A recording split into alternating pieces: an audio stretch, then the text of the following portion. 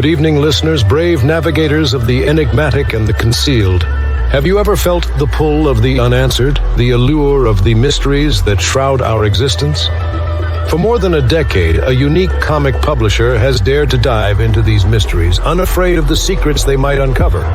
This audacious entity is Paranoid American. Welcome to the mystifying universe of the Paranoid American podcast. Launched in the year 2012, Paranoid American has been on a mission to decipher the encrypted secrets of our world. From the unnerving enigma of MK Ultra mind control to the clandestine assemblies of secret societies. From the awe-inspiring frontiers of forbidden technology to the arcane patterns of occult symbols in our very own pop culture. They have committed to unveiling the concealed realities that lie just beneath the surface. Join us as we navigate these intricate landscapes, decoding the hidden scripts of our society and challenging the accepted perceptions of reality. Folks, I've got a big problem on my hands. There's a company called Paranoid American making all these funny memes and comics. Now, I'm a fair guy. I believe in free speech as long as it doesn't cross the line. And if these AI-generated memes dare to make fun of me, they're crossing the line. This is your expedition into the realm of the extraordinary, the secret, the shrouded. Come with us as we sift through the world's grand mysteries, question the standardized narratives, and brave the cryptic labyrinth of the concealed truth. So strap yourselves in, broaden your horizons, and steel yourselves for a voyage into the enigmatic heart of the Paranoid American podcast, where each story, every image, every revelation brings us one step closer to the elusive truth.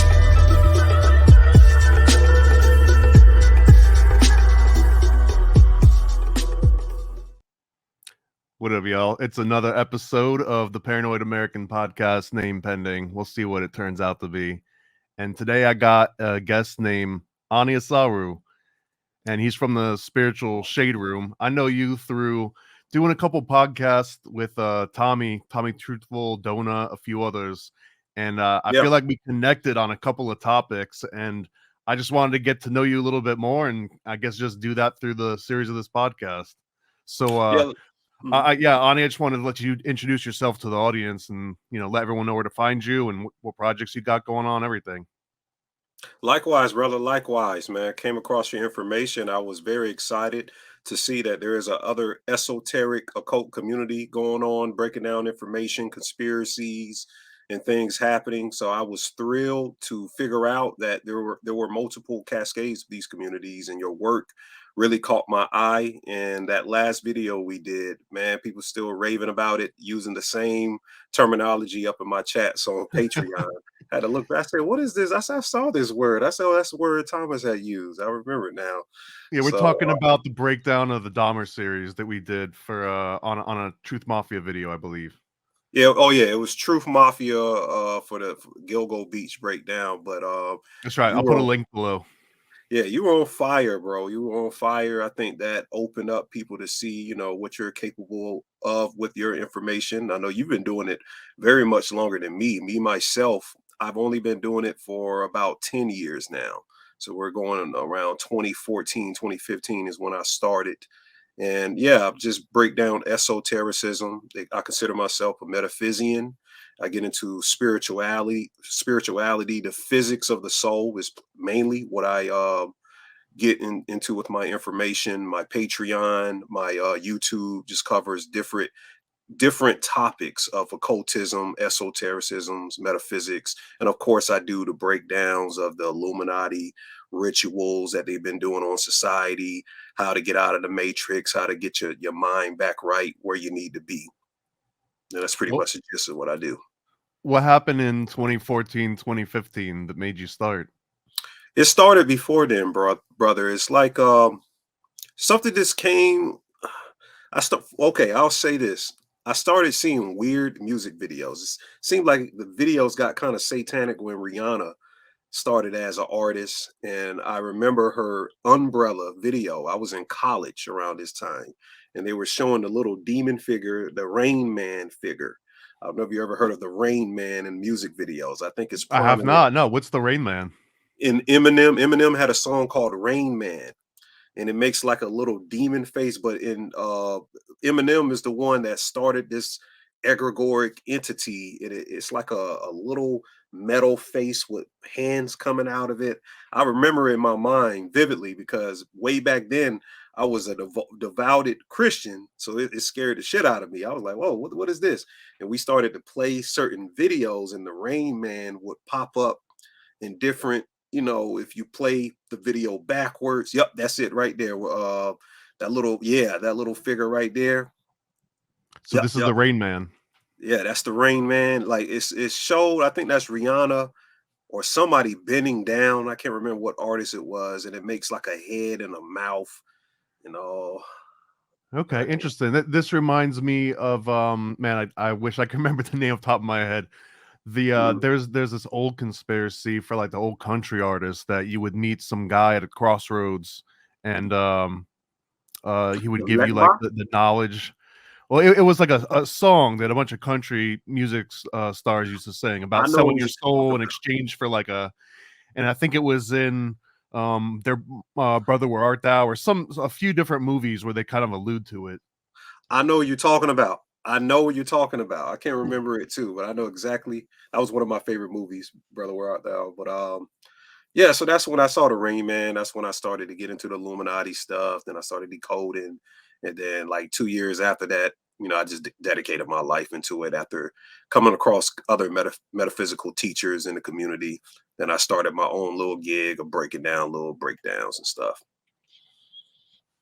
So you said you were basically a devout Christian, and then that's what I guess the juxtaposition of seeing something so illicit and just dripping with occult symbolism.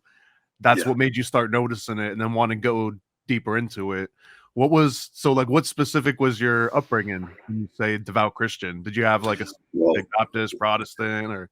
It wasn't a denomination, honestly. It was we didn't really go after one denomination, but it was a black church, so it was a lot of baptism mixed into it. But I went to a Methodist church school, and it was just they were just doing all types of stuff up in there, bro. But I started to see in the church the contradictions. I would see them try to reprimand you for a certain behavior, and they were doing the same behavior. Then I was very young coming up in the church, and I started to notice, like in my teenage years, there was a whole lot of I won't say scandals, but there were main ministers doing things with people in the public, and it was just out there. So I was like, why? I thought this is all supposed to be, innocent Christianity. None of this is supposed to happen. And the more and more I started to pay attention to what was going on, I said, whoa, it may be more demons in the church than it is out here. When I started to figure out everything that happened. But I'm not, saying that to demean, religion by all means. But I just noticed that when I got into metaphysics, it just made more sense. It clicked. The ancient information clicked to me. The symbolism started to show me things that I've been seeing my whole life that I wanted to understand. And as a Christian, I felt like it was almost celebratory, ceremonial repetition. It's just we get together, we get inspirational ceremony. Let me just say that.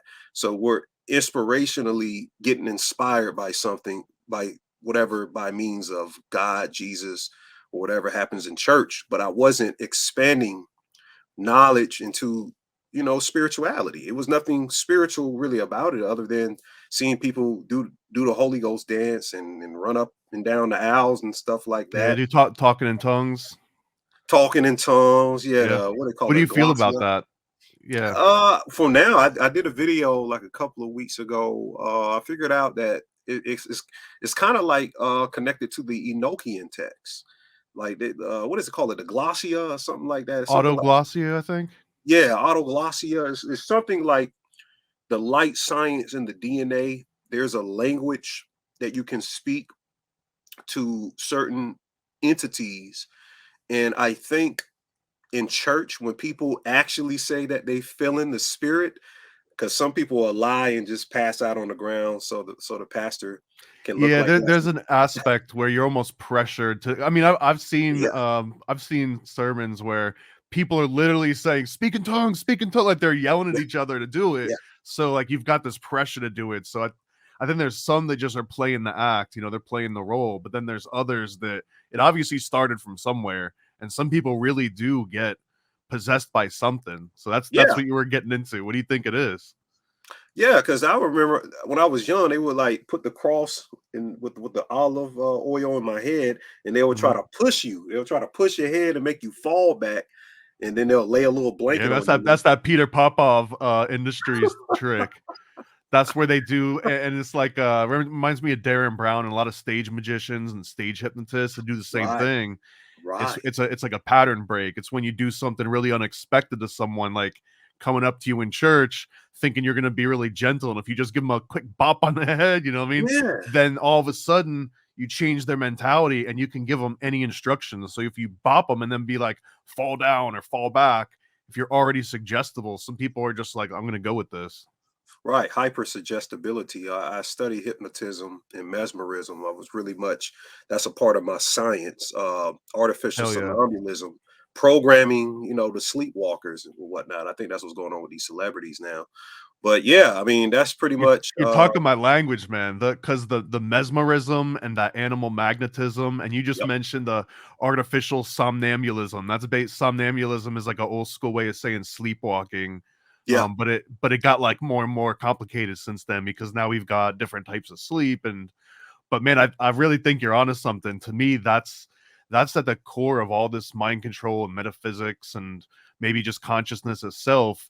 I think Mesmer kind of tapped into that, and he was like, he said too much, I think, you know what I mean? He wrote it down and he put it into ways that simple people could understand it. And then Mesmer turns into sort of like Miltonian hypnosis at a certain point, and then that turns into NLP, and man, so many threads that we can go on, man. So I wanted to start out. I mentioned I've got like a little rapid fire list of questions, and it's just going to be the first number that pops in your head, one being like, I don't believe that at all, I think it's silly, and 10 being like, I'm all in. So if you don't really care, if you don't have an opinion, like a 5 is like a maybe, you know what I mean? okay, So I just want to get like a temperature check, you know what I mean? let's do it. All right. And it'll be like 10 or 12 or something. I'm not trying to overdo it. And then based on what you answered, then you will get a chance to go into some deeper. So if you feel like you got to justify something, just throw the number out and we'll dig in. I'm all for it. Let's do it, bro. All right. And this is the first question. I was supposed to lead with this one way back when we first started. Okay. Osaru, are you a cop? Because if you're a cop, you got to tell me right now. If you're FBI or if you're ATF or anything. Are you willing to do some drugs right now to prove it? No. I got some drugs under your chair. If you look under your, no, I'm just kidding. So, okay. 1, I like that. You're already in the mentality for the ratings. All right. Yeah. Did Lee Harvey Oswald shoot JFK? I'm going to say 1. 1. Okay. Are ghosts real? Like the way that we hear about it in movies. Are ghosts real? The way we hear about it in movies, yeah, like you see like a floating, half invisible dude. 1. Okay, 1? Okay. 1, yeah. All right, is the Earth flat? 5, because okay. I'm able to build. We'll get into it. We'll get into it. Go ahead. Are dinosaurs real? 1. A 1. Okay. Is the Mandela effect a real thing, or is it just people having false memories? 5. Okay, we'll get into that. Mm-hmm. Were there hidden messages in the Beatles songs or in Led Zeppelin songs? Oh yeah, 10. Yeah. Okay. Do crystal skulls possess special powers?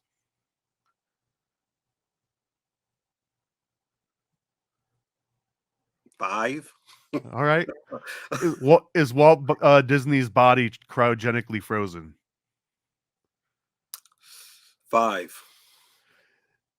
How much do you trust cryptocurrency? 5. And then, do you think Mozart was murdered for revealing Masonic secrets? 5. All right. Well, I want to jump into the flat Earth one the most, man, because this is one of my favorite topics. I'm still trying to wrap my head around. First of all, I'm just curious what you think about why do people like why is flat Earth a thing now and it wasn't 10 years ago? I mean, I'm assuming in 2014 it didn't come up nearly as much for you as it did for me, and all of a sudden it's been big over the last, I don't know, 4 years or so. I think the celebrities got into it. I remember a couple of rappers, a Yep. couple of B.O.B. NBA had a players. crowdsourcing campaign for a while. Right. And B.O.B., I know him. He's B.O.B. bought my book and we talked a couple of times, and he's real into occultism. He's very much into occultism. And Hell yeah, it is. Kyrie Irving too. He's a basketball player. He brought it back in like 2016. Then people were calling him, dumb and stupid and stuff like Shout that. out B.O.B. There's B.O.B. Repping the Paranoid American merch. Oh, really? So yeah, No, B.O.B. shout is a old school supporter of Paranoid American. Shout out to B.O.B. What up, B.O.B.? Yeah, my homeboy from Disney. Shout out to Goodbye Robot. He does a lot of his background and like live performance animations and stuff that go on in the background. So yeah, shout Oh, out. really? He's a OG conspiracy theorist. Much respect. Much respect. And B.O.B. is like down to earth. So he's not like these other artists. He'll pop up, to a regular, little get together. He's not, Well, too he works for big. himself, which is pretty unique. He Right. doesn't like operate directly under like a big massive label like that. That's him. So he gets to be his own boss, which is really dope. Exactly. But with the flat earth, me personally, I can only speak for me. I'm more of a get off of earther. I don't think the reason why I don't subscribe too much into it, and reason why I'm not so much into the sphere whole theory is because I'm never gonna have a plane or a rocket to see myself. I can You don't just know that, man. You don't know yeah, that. well, I don't know that. I don't know Would that. you get on it if they said, for you can get on a Virgin Galactic flight, it'll take you out into orbit No, so that you can see it. You I'm wouldn't not getting even into the get on penis it. rocket. No, Okay. I'm not getting into the penis Would rocket. you get into the Shamir? Would you get into the little Titanic No, I'm Shamir? not getting into No? the Shamir. I'm not getting Okay. into the dung beetle or whatever it is, the little worm ship either. But no, I'm just saying it could be because we have a lot of ancient texts that show symbolism, that we have a firmament. We have a too much evidence of that, like in multiple cultures. So, but it could be esoteric. They could be talking about an inner realm. You get into the Nazi theory, or I can't say that word, but that whole theory of what is the inner earth not Shambhala, they call it something else. Yeah, they had a few different names because they went to the like Yeah, basically Indonesia or where was it? Not Thailand. Uh, Guerrilla. there you go, there you go. Yeah, Where the word vril also comes from as well. right. For Virillia people, like inner earth, but I said it could be esoteric. They're talking about, the inner black sun, and how most flat earthers think that the sun goes inside of the earth. I don't know how you can believe that. And if you can prove it, I haven't kudos. heard about that one. That the sun Yeah, goes they think that inside the earth. they said the sun isn't outside of the firmament. Like the sun isn't 90 million miles away. Oh, They right. believe. It's a localized sun. That's the theory, that it's like way closer than we're led to believe. Right. Right. And Right. it's But yeah, they, it's they with think it's inside of, like our they call atmosphere, it, basically. I guess it's more like they call it aeonic rings. I think that's what they refer to it as. Like it's like rings. I could show a chart of it, but it's like rings and stuff. And it's the atmosphere of the earth, and there are these rings right above the atmosphere and stuff like that. So I don't know. All I'm gonna say is that we have a lot of ancient manuscripts that has symbology of a flat earth, but it may be not explaining exactly something literal of a flat earth, but I don't know. Well, you mentioned hollow earth, which is also something distinct from flat earth. I mean, they can go hand in hand. It's one of those like Yeah. square and rectangle relationships. But the hollow earth, usually when you say that, it also implicitly means that there's underground cities and that there's ways to like traverse from one inside area of the earth to another. This is almost gets into like Atlantean stuff. How much do you, if you had to give that a score on 1 to 10, is that also a 5 just for the same reason? That we have like underground And I'm type not of. talking about deep underground military bases where, you know, we exoterically do it. I mean, like, are there civilizations that are secret, that are like hidden away, like City of Ember style? I'm gonna be real, bro. If you asked me that a year and a half ago, I'll say no. But today, I'm more like probably so, man. Probably so, because I've seen some articles, some older articles about that. I think in Arizona they were speaking about it, and I was like, man, this might be some legit information. I had to tell my crowd it may be legit. I don't know. I don't have enough info myself to back all of the claims or the facts, but if you ask me today, I will probably say, yeah, probably so. Have you ever heard of the Nation of Gods and Earths and Jacob, like Yeah, living talking about underground the five percenters. yeah, the 5%? What do you think about that? Yeah. Because to me, that's Hollow Earth theory, just told in a slightly different way. I'm not sure what's alluded to it about flat Earth or hollow Earth. I'm not Well, that be sure. because Jacob did all of this Oh, underground for like thousands of years and grafted like oh, giants and turned them into short little, you know, albinos and then sent them above ground. But there's apparently still supposed to be giants living underground. oh. Well, yeah. Well, I don't believe that. I don't believe Yakub or Jakob is a person. I think if it is true, it's talking about a group of scientists or engineers or a Mhm. priesthood, more of a priesthood who practice cloning technologies or genetic. They were geneticists from way ancient geneticists or Yeah, something like that, the experimented. big-headed scientist is like the slang term Yeah, for them. that's all. So you don't like the 5% terminology for all that. No, I think probably the new ones they sling that around. But if you talk to a couple of them that know what they're talking about, Mm. they know that's not real, man. Like a big headed guy, that stuff is like esoteric. The big head represents information, Mhm. and stuff. Is not literal, with these pictures and stuff they got out here. Do you think there's any religious texts that are literal? Or do you think that they're all pretty much equally symbolic? I think they're all symbolic esotericism. I don't think that there's one person, just my theory from studying all my years and looking at, tracing it back to mythology, because everything starts at mythology and then goes into these Mhm. religious theological texts. But mythology is nothing but describing physics, and they just gave characters, the name of characters to these physics terms. So the same way you would describe electromagnetism, that will be Thor in the Nordic text. That's the description of electromagnetism. They even describe Mjolnir, his hammer, as the heart. That it represents the heart.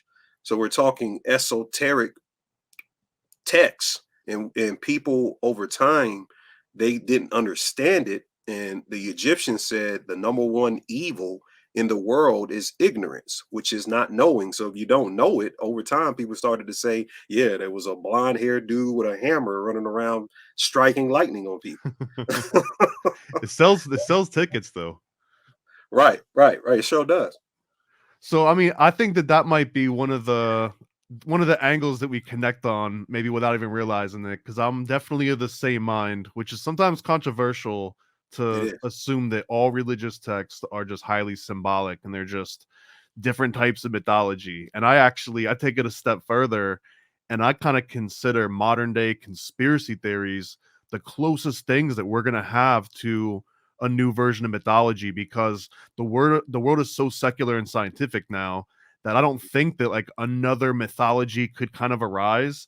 So even when new religions come up, they're looked at as cults, and then it turns into a conspiracy, and then it's just all conspiracy theories. So conspiracy theories, and like I asked you before about Lee Harvey Oswald and JFK, right?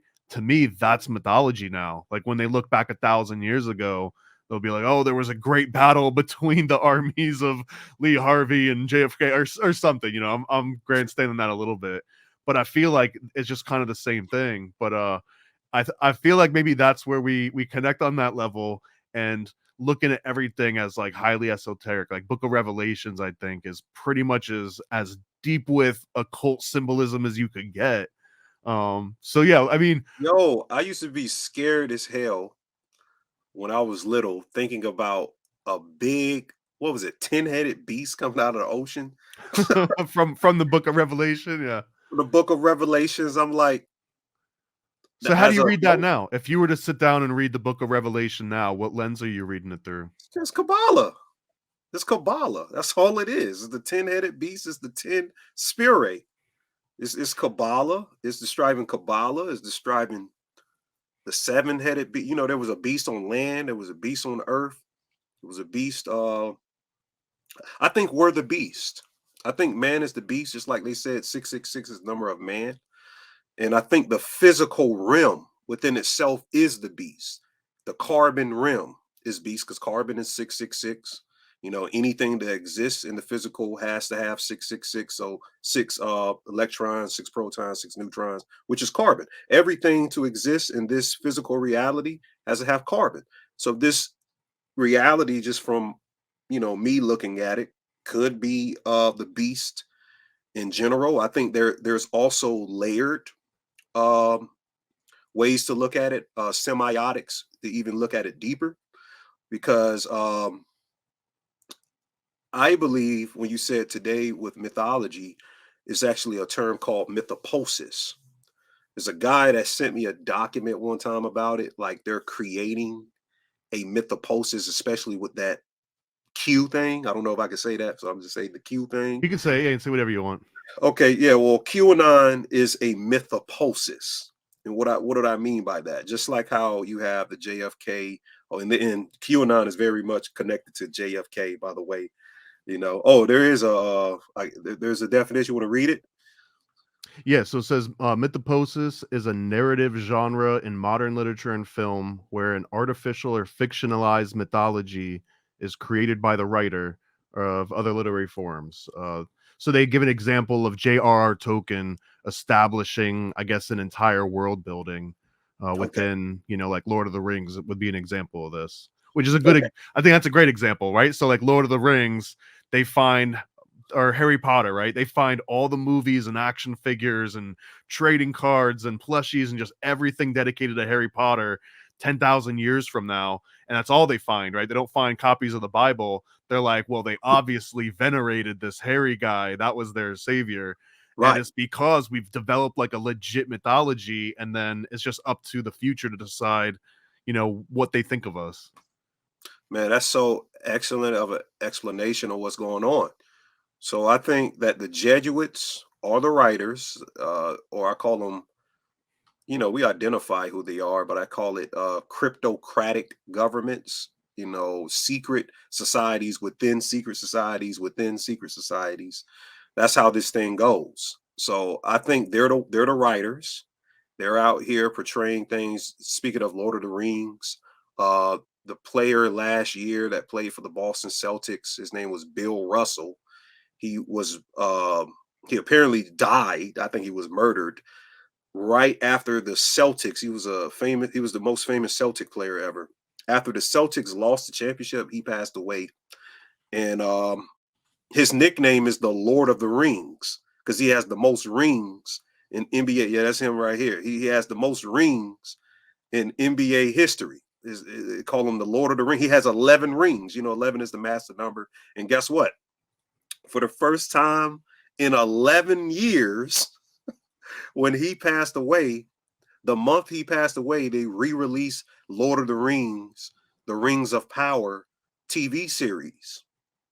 The same, and it was the first time we seen Lord of the Rings on TV screen. So I think the Jesuits are somehow stripped in this mythopoesis connected to the deaths and degenerate behavior of their sacrificial type of mind control they got out here, or somnambulism they have out here.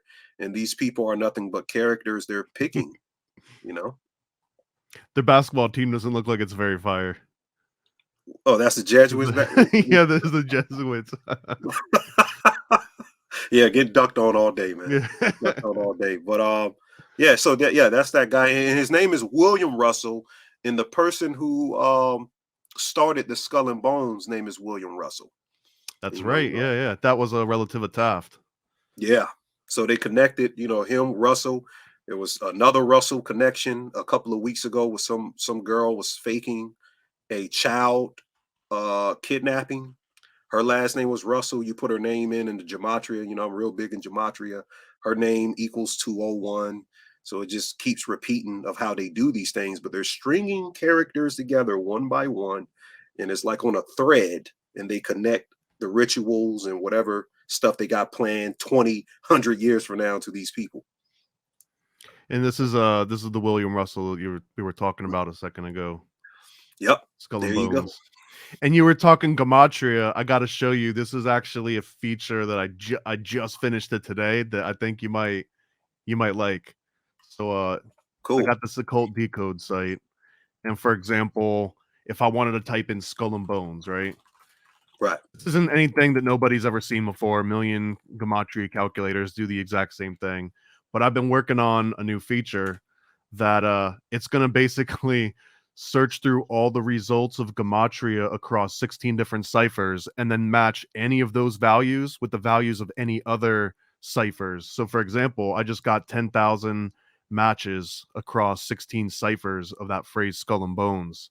So like Wow. for example, Abraxas, right? Abraxas is 65 in Trigrammaton Kabbalah, and that 65 matches the 65 of keypad in Skull and Bones. So this is like a way that you can match any words with any other words. And I'm not familiar with any other solution that gives you this many options. I mean, it literally has shown me like 10,000 different results here in alphabetical order. What is the name of this? I might need to use that for my class in the morning.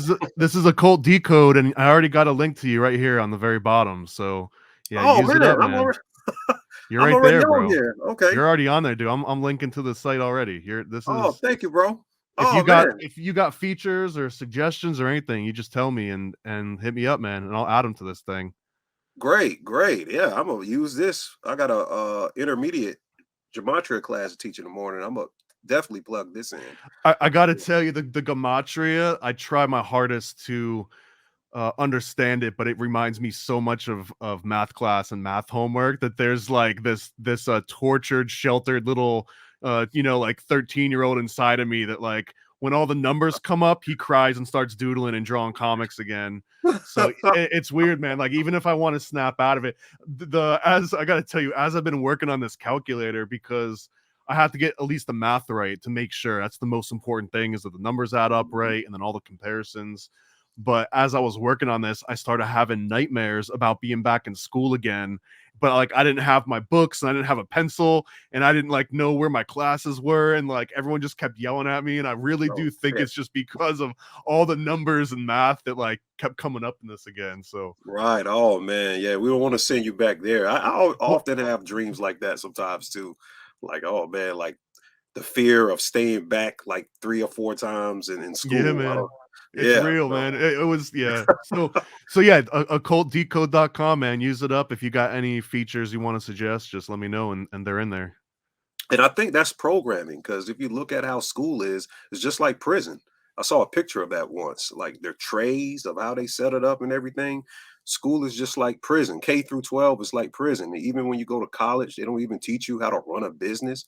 They teach you how to work for a business. So I think even the Jesuit cryptocratic influence is how we receive our education, because the word education actually comes from a Latin word named educare, and educare means to draw out something. So you need to draw something out of the person. They're not drawing nothing really out of us, our potential, at least that. They're just drawing out us to become their, puppet or slave or something like that.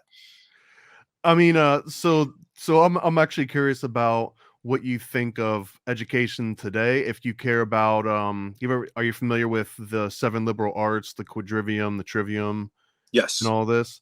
So like what do you think was the reason that they pulled all that out? Do you think it was just simply for control? Absolutely. The Moors used to teach at Salamanca University, and a lot of the early Europeans, Greek philosophers would go to Salamanca to learn the seven liberal arts and the quadrium and all of that from the Moors, teaching this high science that is supposed to be a standard in education, period.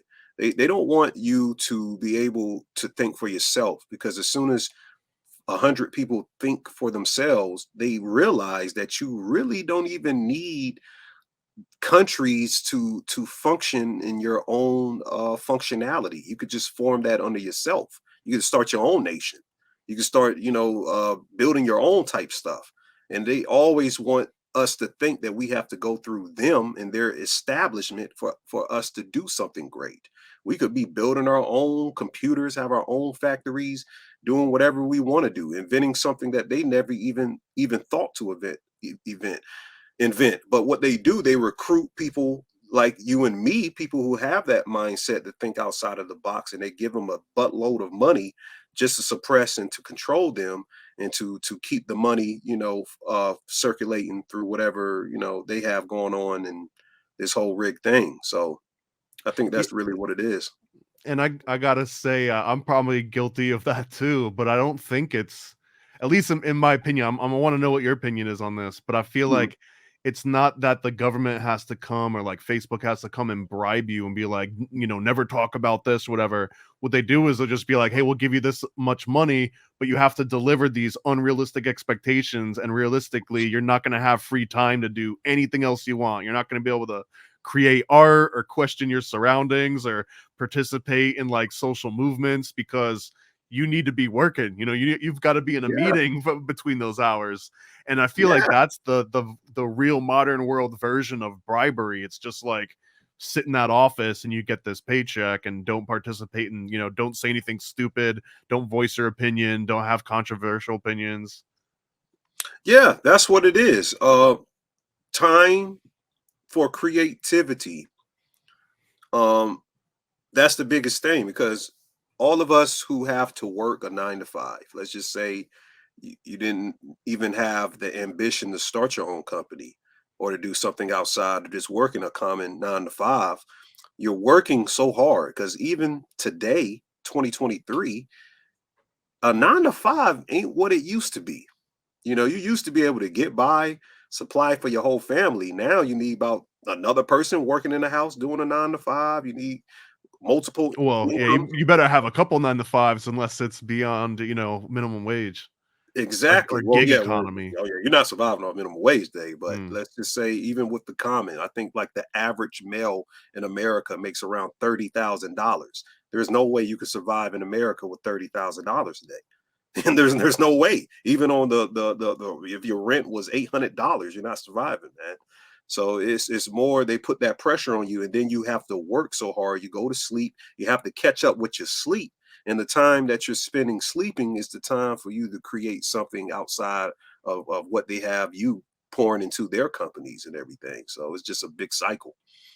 Who, if you had to say who they is, like, who do you think they is? That's over it all, like doing all of this stuff. Yeah, well, I mean, people just, frequently will just use the placeholder they, like, they won't let you do this, or they want you to do this. Who do you think the they is? If you could come the closest you can. And I understand that it's not like this oversimplistic thing where you can be like, it's that Yeah. group. But if you had to, knowing that, like, like, we're just gonna generalize here. Like, is it Freemasons? Is it Hollywood? Is it, Israel? Like, who is it? It's the Jesuits, man. I'm telling people it's the Jesuits. I have ample evidence. It's the Jesuits. Like that's who it is. If you could type this in, Thomas, put in For the Jesuit. the gematria calculator? No, just type it in on your search engine. Type in Jesuit conspiracy theories. Oh boy. I actually was just talking to the one of Yeah, the yeah, that relatives, first one. Mhm. the son of none dare call it a conspiracy, which is heavily steeped in this Jesuit conspiracy stuff. That's I'm like the telling you OG right book from now. the 50s. I'm telling you right now, bro. If you go back to that top picture up there, that picture is showing the Jesuits sabotaging things going on in history. Literally, they have like a bomb in their hand, If you read the caption, it's like, Bro, those could be those localized suns too, man, inside the firmament. Look at that. you see everything, bro. I'm telling you, these people. And if you read the article, you guys go and read it. I know Thomas probably don't have enough time to read through it. It's like people throughout history saying, like, yo, it's the Jesuits, it's them. And they said that they're so powerful. They have the biggest influence, political influence. Yeah, there's another one right there. You know, the dragon or whatnot. So, and they're called the Catholic Church's assassins. You know, that's they're the military of the Catholic Church, right? But their nickname is the Society of Jesus, and it makes sense because if you really ask the question, do people worship Satan today? A lot of people say, yeah, they worship Satan, but the truth of the matter is, no, they don't. Most people worship Jesus, man. Let's just keep it real. Yep, they're behind the French Revolution, all of this stuff, man. I'm telling you, if you read that article, I sent something to the group the other day. They even think that the Jesuits created homunculus gray aliens and made everybody up. There it goes again. Right there. Skeptic Bomb Blaskaviec, some Polish name that I can't pronounce, also claims that Phelps told him gray aliens are not aliens, but creations of Jesuit science. That sounds like a homunculus, right? Yeah. The creation of Jesuit science, that's a homunculus. Yeah. Yeah, man. And if you look in any of these movies, they always got their symbol, the IHS symbol. In the new They Clone Tyrone movie, they got the IHS symbol. It's the Jesuits. Yeah, there you go. You put the right person on the stream. Yeah, so this one's interesting. So you asked the question, I want to get your answer on it. But like, is Satan and Jesus real? Like, if, like, for example, if you walk in and there's a bunch of people in a dark room and they've got candlelight and they've got, you know, the pentagram on them, they're clearly doing a satanic ritual, right? Do you think that if you jumped in and you like grabbed hands with them and joined their circle, that like something evil just happened, that you now have bad karma, like anything at all happens? Or do you think that's all just like hardcore role playing and LARPing? Or do you think like there's actually something you could do to offend God in that process? No, I don't think there's nothing you can defend God to offend God. No, I don't So think. if someone was like, "Yo, we're gonna summon a demon tonight," and it's like you don't have to cut yourself or anything, but like they legit think they're gonna summon, Baphomet or Beelzebub or enter whatever God, Gap. Would you be like, "Yeah, sure, let's do it. I'll watch you do it. I'll hang out." I mean, I wouldn't hang out or participate in it. Me, in my mind, I would, if they were serious. Let's just say they were serious. So they're Some people serious. just, they just be kidding around. I wouldn't think they had the proper occult science or the intelligence probably to even summon a demon or an angel or something like that. You have to be very ingrained. You have to develop magnetic resonance, because I don't even believe really in demons like that. I'm more in Gnosticism, archons, and things. The word demon, its etymology root is daemon, but there are egregores, Thomas. Egregores of Jesus and Satan exist, and I'm talking about a group, collective, projected. Yeah, explain to me what your interpretation of egregores is, because this is a interesting topic for me. All right, let's give an example. Me and you get a group of 10 people, and let's just say we're very powerful people. All we do every day. Wu-Tang Clan. Let's say we're Wu-Tang Clan. Yeah, we're Wu-Tang Clan. So Wu-Tang Clan comes together at 6 p.m. every day, and we close our eyes and we envision an entity and we name an entity. And every day at 6 p.m., our job is to meditate, do whatever you said in the middle of the circle, and create this entity. And all we're trying to do is create a conscious field for this entity to feel inside of itself. Then we have the power to print the name of this entity into articles, into books, into history. We've now created a egregore. And now everybody who sees the confirmation in the books, the literature, and the history, they'll say this thing existed as something real, but really it was a projected conscious field of a group of people that even when they die, the entity becomes autonomous within the consciousness of people in the future. That's an egregore.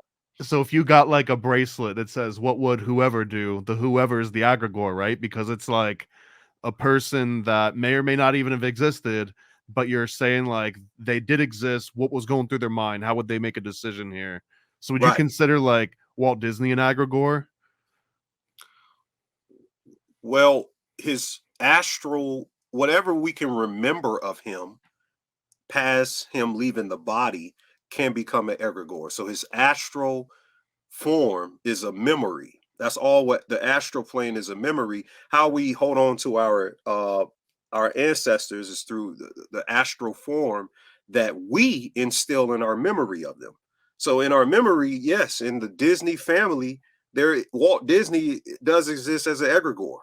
There's people in his family who remembers him, and he comes to them in different forms of how they remembered him in their dreams. So Okay. he's a conscious field somewhere, but It's like a yeah, family patron, right? Like, yeah, yeah, what yeah. would your ancestors, what would great grandpa do? And always, great grandpa give me some advice, Well, through I don't these want to know trying what times. Walt Disney would get So, done.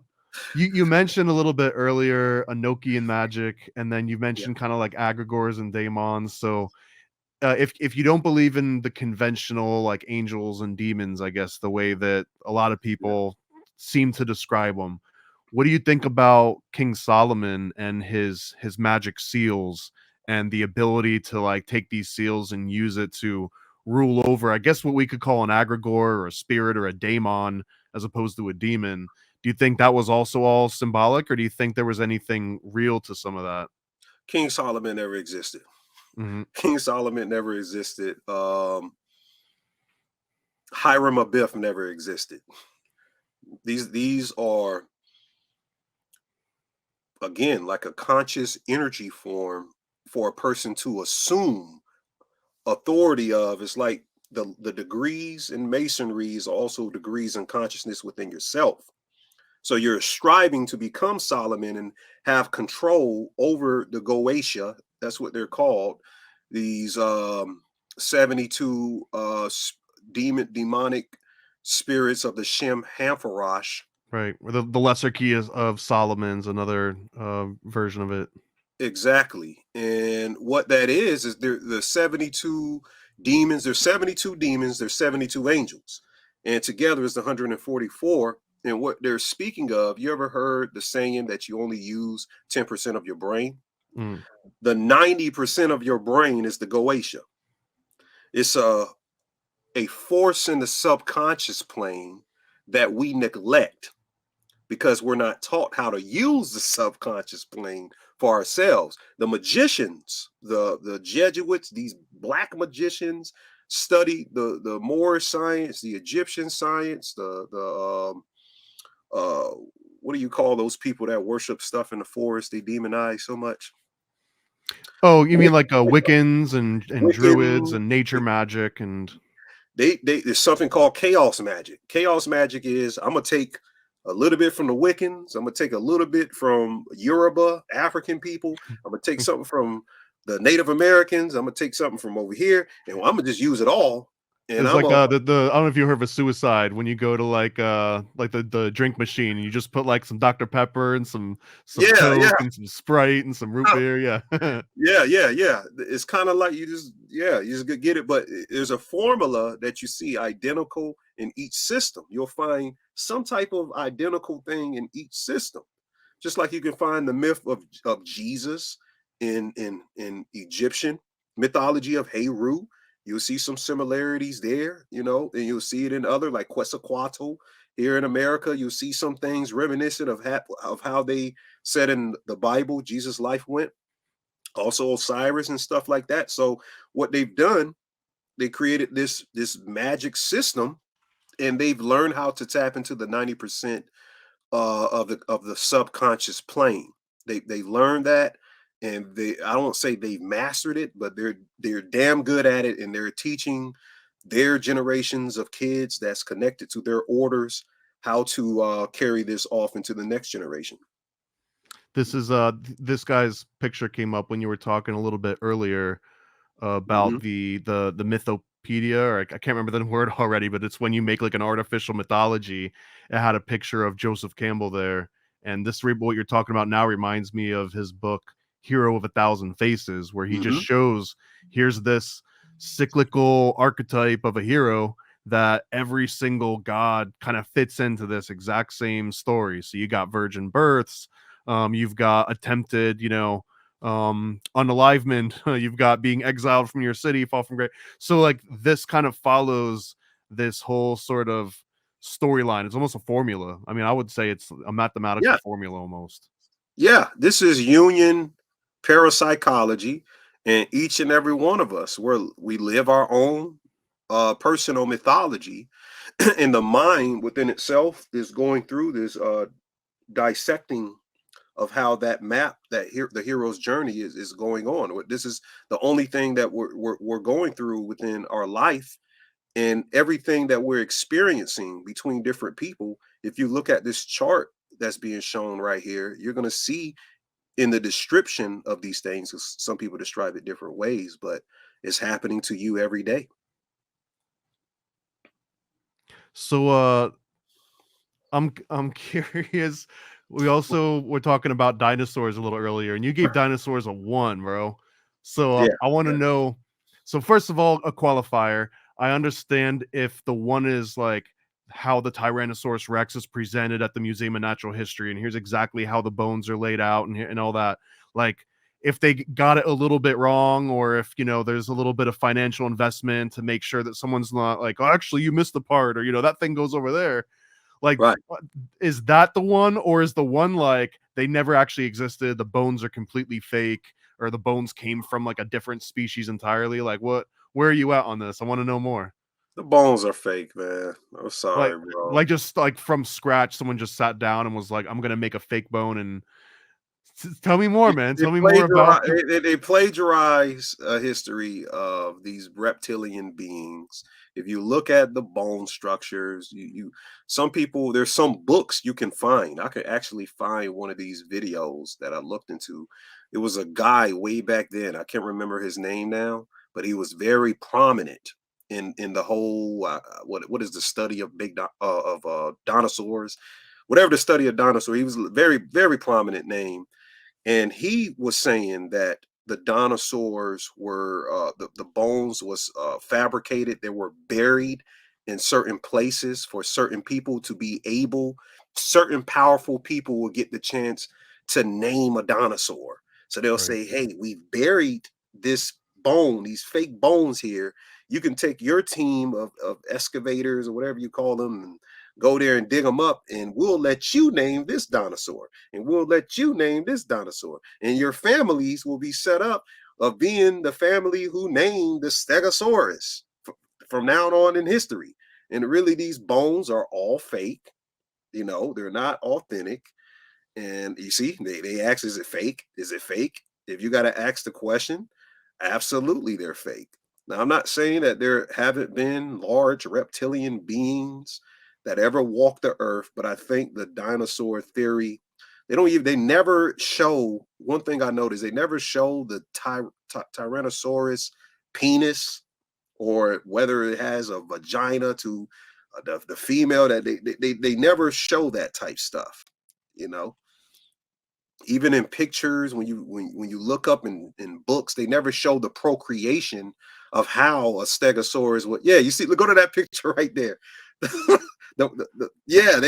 How does it happen? You see, how would that happen? Interesting. I didn't think I was gonna be searching Tyrannosaurus Rex penis tonight, but here I am. Now we're getting to like a furry category. I don't know if this is legit.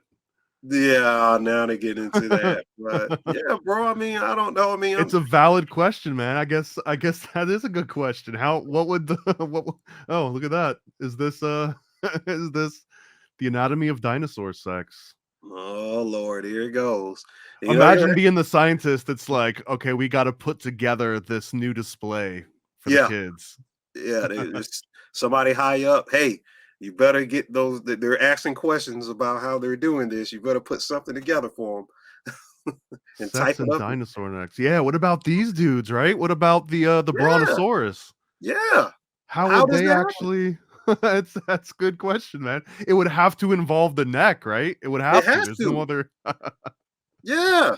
How would this? Oh How man, would it happen, bro? It's like I'm telling you, bro. I It's just gotta tell you, man. Like I was at a 7 or an 8, but the question of how did a Tyrannosaurus or a Brontosaurus mate? I'm at a 5 now. I'm at a 6. I'll be real. I'm at a 6. So if you still had, gun to the head, I'm still gonna say dinosaurs are real because that yeah. programming is like deep inside my brain. But I'm like way closer to the maybe line now, man. I appreciate that. That's what it was. It was a paleontologist. A paleontologist. It was a famous paleontologist that did it. I'm gonna send you the video. I'm gonna send you this video of the guy who did the research. That's And nuts, man. yeah, after you see it, you would be like, "Wow!" Like they probably didn't exist. I don't know. So yeah, I like how it just fixes the spelling now. Okay, I right. mean, I guess I mean this one actually looks reasonable. I mean, that's the rational view of what you would assume, right? Something like Yeah, that. something like that. But it's Of course, it's some still, German dude. yeah. I don't know. All right, man. I Yeah. I appreciate that. That one I wasn't expecting, man, and I think that it's a valid point. And you also it brings up another interesting linkage there that so much of science is based on these dudes with the egos and being able to name something after themselves, or I mean that's kind of the crown achievement. One is that you get funded by a whole bunch of stuff, and then the other one is just like recognitions and awards. And I think that crowning achievement is something gets named after you, like some weird beetle or a disease, Right. maybe if you're not as lucky, you know what I mean? Stuff like that. But Right. that I think shapes the type of stuff that we learn. And then also imagine if, let's just say for a second that all the dinosaur bones are fake and you get this bone into some museum and then it's got like the Aniosaurus, you know what I mean? Like the like your own dinosaur, and then you've got a Oh, that's legacy, and all the people that believed you and backed you, they've got legacies of their own, and everyone's like, my uncle worked with Osaru and they discovered the right. Osaurus, and now Right. there's like a concerted and a really like an intention for people to want it to be true and to fight against anyone Right. that says it's not true. And then you could just be like, well then why did great great uncle Ani get all these millions of dollars from the government and the Smithsonian if it's not true? And now it's like, well, the Smithsonian and the government can't look like idiots for pumping money into this thing that never. So I mean, I understand that it might have just been like a lie that got out of hand, but I don't know if I'm ready to Exactly. accept dinosaurs are not real at all. But I appreciate that approach of like it's science lying, as opposed to, I guess the other version of that is like Satan buried a bunch of bones to trick you into going to hell or something. I don't know. Yeah, I mean, I could dive deep into that, but it could be something connected to the story of the Nephilim. I'm not believing that they were dinosaurs, but it could be something connected to some type of group of beings. I don't know if they were reptilian or not that was here and they were wiped out and people, some billionaires came together, some people that didn't have $1 billion yet, but just some smart people came together and said, hey, this would be a good theory. This is how we could do it. And they probably found the bones of a couple of real, frozen, I don't know, things that's out there, or what they call it when the oil fossilifies it. Oh, the And they petrified. petrified it. And they said, well, let's just make it into something. And they got somebody to do the mathematics and all it is. And the bones got to be like, and they know how to Yeah, read, they've reverse. they've never done that before. They wouldn't do that. Yeah, well, that's how deep Like I get with it, guys. I'm sorry. and I think I don't know what the search term would be, but if you look for original pictures of like the pyramids that they find in Mexico and all these places, they don't look anything like the way that they trim them up and make them to look like now, where it's got Mm, like all these intentional shapes and figures cut out. Like they still were obvious, platforms and structures that were interesting, but they completely change what it looks like now. So people get these weird, like ideas in their mind about how the mm. ancient world used to look. So Yeah, So, Tartaria and stuff yeah, what like do you that. think about Tartaria, man? I think there's some truth to Tartaria. I think that there was a land or a civilization of people who use a certain cymatic technology, and I think something got out of hand with whatever whoever they were, I don't know, at war with, and they say that some of the lands, the frequency of certain machinations that they were using caused some type of mud flood, and the mud flood is what sunk a lot of their top prime areas that they were settled at. So if you really dig into the earth in certain places, you'll see that there's places that's built on top of other places, and we know that just in the modern era of the places. There's a lot of things that you can dig and find something from a couple of 100 years ago. So for me to say, hey, about 400 or 500 years ago, there was a civilization with advanced technologies, and they found some things buried up under different ley lines in certain areas, and they called themselves the Tartarians. There was an empire called Tartaria. We know over there in Crimea, over there by Ukraine, they found the actual um, home, one of the homes of the Tartarians. The flag of Crimea is the same Tartarian flag that they found on a map. So we know there were a group of people that called themselves the Tartarians. Now, to say that the civilization, how large or how expanded it was, but I think it's more like an era.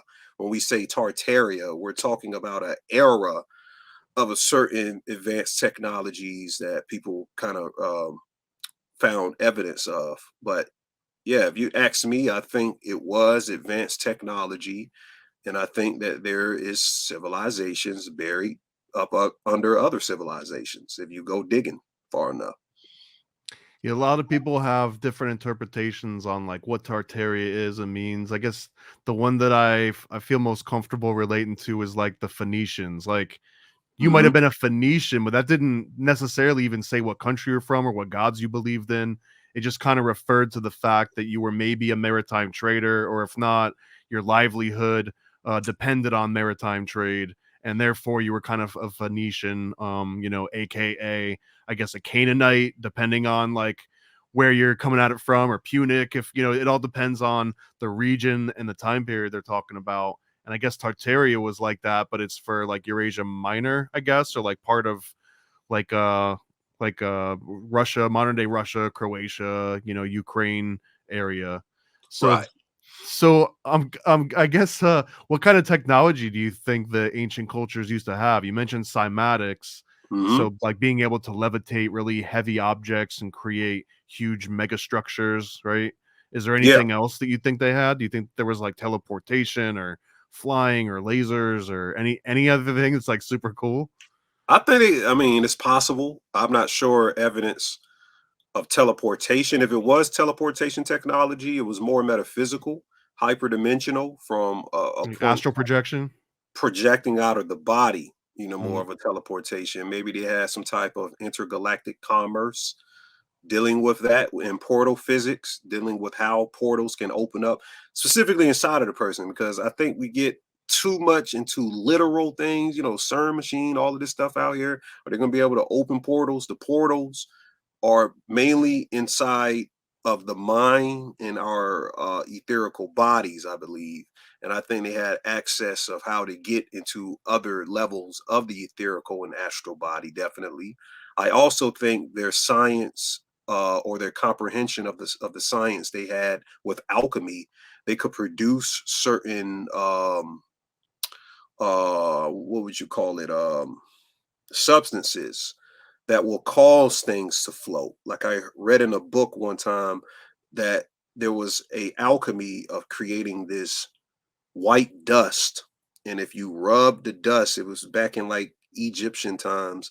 If you rub the dust on certain objects, the object will float just from you rubbing dust on it. So I don't Looking know this how up, I that haven't heard that before. That's interesting. It's in the book. I think it's in Peter Moon's book. Peter Moon has a book on it. I can't remember which one of his books is, but it's called The Bitumen, I believe. And yeah, they were able to, this alchemical substance, they were able to rub this substance, and they even said that the substance had spirits in it. Like if you were a certain magician, a priestess or priest, you were able to actually communicate with this substance. They were even able to liquefy it and put it in a flask.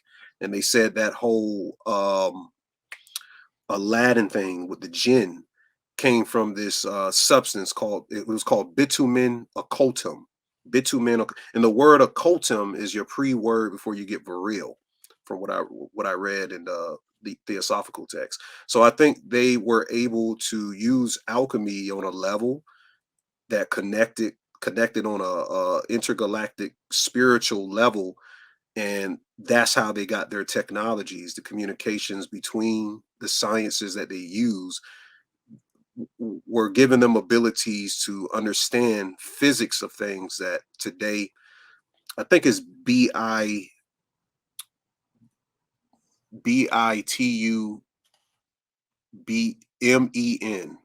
bitumen. Yeah, I think that's what it's called. There you go, mummy powder. Is that one of them? I don't know. I don't know. I think that might be it. But This is wild. yeah, but you look up Peter Moon, he has it in his books. I can't remember which book it is, but Yeah, look at this. The etymology of the word mummy is worth noting. Mumia is a Persian word for asphaltum, known as bitumen of Judea, or a mm, natural asphalt. So it sounds like maybe this is what you're talking about. yeah, Bitumen is a viscous form of petroleum that appears to sweat or tear soft drop off itself off the harder parts of the substance. there you Interesting, go. man. Yeah. 1400s, referred to in a medieval manual. Okay. Yeah, so like the priests, they didn't want to be dug up. They didn't, the priests in Egypt, that none of them were mummified, because I think that it was something in a book, like they thought they could see in the future, so they thought if they mummified their bodies, they'll be able to clone them. So what they did, they would like either burn their bodies up, or they would put it in like a flask, like dust or something like that. And they found this bitumen. And the bitumen, they said back then, like priests were able to use it to speak to the priest whose body was turned into it. You know, it's interesting. This is not, yeah, this is, I've never heard of bitumen before. It also Mhm. says here in what book is this? The Occult Virtues of Things from Cornelius Agrippa. It says bitumen, which with the weapons of the Amazons were said to be smeared over, by which they could be spoiled by neither sword nor fire, which also Mm, the gates of Caspia, made of grass, reported to be smeared over by Alexander upon the Great. We also read that Noah's Ark was joined together with this bitumen, and that it mm. endured thousands of years upon the mountains. That's interesting, man. I've never heard of that before. It sounds like almost like a spiritual cement, right? Like it's like a Yeah, special cement. yeah, Okay. it's like some damn, yeah. I think Tommy will call it black goo. Black, Yeah, yeah, I guess he you like probably black would, yeah. goo. Yeah, Man, that's man. Oh, so I want to be mindful of your time. I think that you said you yeah, had something to do a little bit later tonight. So I sir. want to wrap it up and let people know once more where to find you. Although it'll probably be more of your viewers when I release this watching this instead of mine. So welcome to Paranoid American, but also in the future, where can people find Ani Osaru in the Spiritual Shade Room? You guys can find me on YouTube at Ani Osaru. You can find me on Instagram. I post almost every other day. You can connect with me at the Spiritual Shade Room, and you put the number 1. And you can find me on my Patreon, where I teach spiritual classes, gematria classes at patreon.com/THE_spiritual shade room.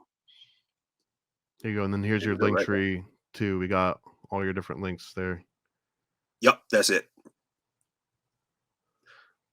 And I had a great time today, brother. We gotta do another one where we have a little bit expanded time, so we can get into these discussions. I gotta have you on my platform.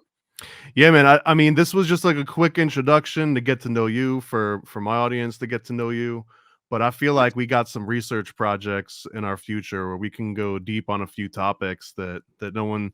I feel like there's so many interesting topics that people get into, but it's like the same surface level stuff and just like repeating things that have been in books since forever. And You're so right, man. there's got to be more than just connecting it. Like there's got to be like, okay, now do more research on this person that nobody knows information about, and that's what I think we can be doing. So yeah, man, That's great, bro. I think we could do that. Let's get back together and do that, bro. I'd be very much interested in that. we'll build, man. Thank you again, Ani, for stopping by. Lots more to come from the both of us. And Yes, sir. I just want to remind everybody that if you're not paranoid at this point, you're definitely not paying attention, right? Right. So, peace, y'all.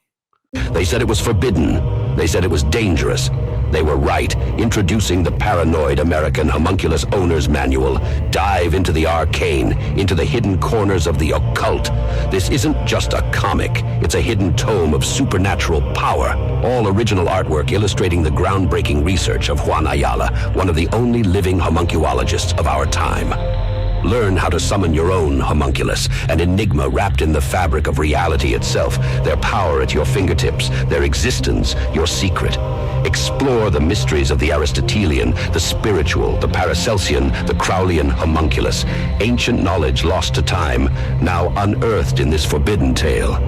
This comic book holds truths not meant for the light of day, knowledge that was buried, feared, and shunned. Are you ready to uncover the hidden? The Paranoid American Homunculus Owner's Manual, not for the faint of heart. Available now from Paranoid American. Get your copy at tjojp.com or paranoidamerican.com today.